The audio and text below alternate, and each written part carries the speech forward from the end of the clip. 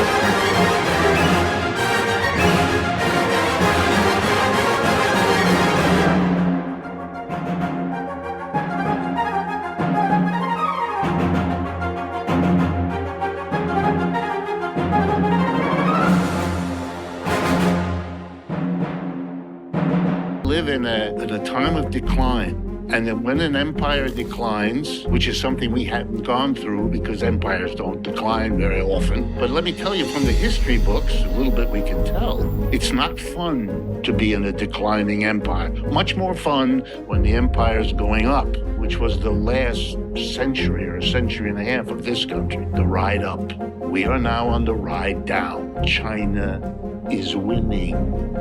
We are losing. You know, for much of the last century, the world revolved around a single powerful idea. That idea being that the United States stood at the center of global leadership, right? It wasn't just about military strength or economic dominance. It was about trust. Countries like Germany, Japan, South Korea, India, Saudi Arabia, and then other places such as Brazil and Indonesia chose to tie their futures to America because the U.S. offers something invaluable, whether that was security, trade, or a sense of global order. And to be fair, it worked. That system helped keep the peace. It rebuilt war-torn nations. It lifted billions out of poverty. It also helped form a more rules-based world where cooperation often triumphs over conflict, right? But I mean, let's be honest with ourselves. The world is changing, and it's changing fast. Power is no longer concentrated in one place. China's rising, not just economically, but diplomatically and militarily. India is no longer the emerging giant. It is a giant. They're also shaping their own narrative. But even nations like Saudi Arabia, the UAE, Brazil, and Indonesia are no longer content to be seen as just regional players, right?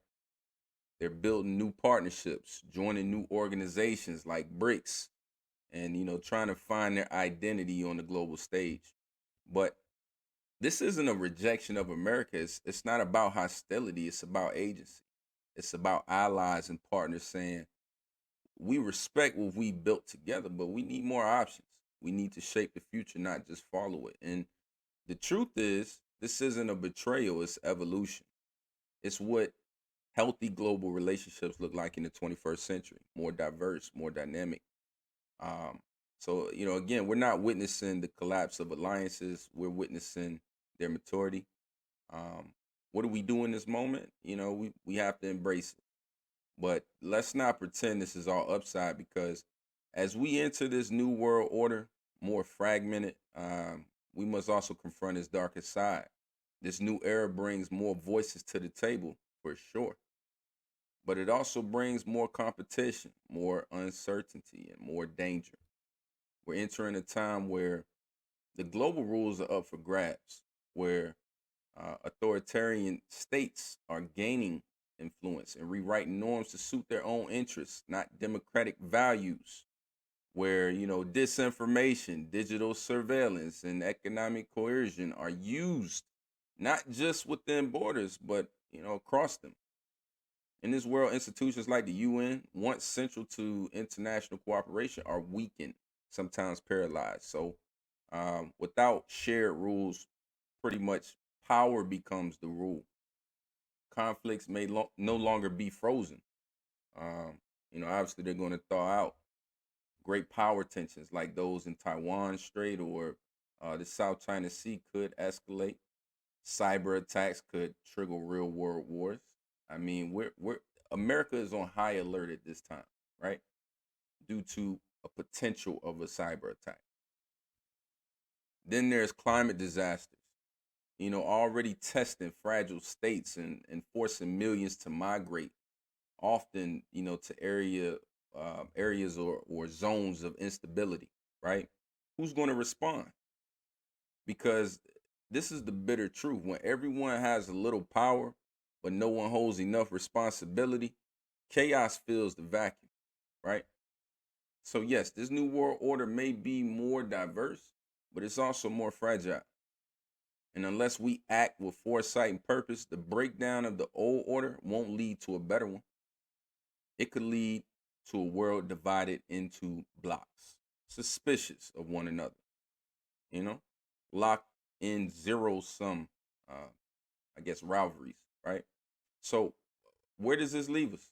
Again, it leaves us with the choice, not between past and future, but between leadership and retreat.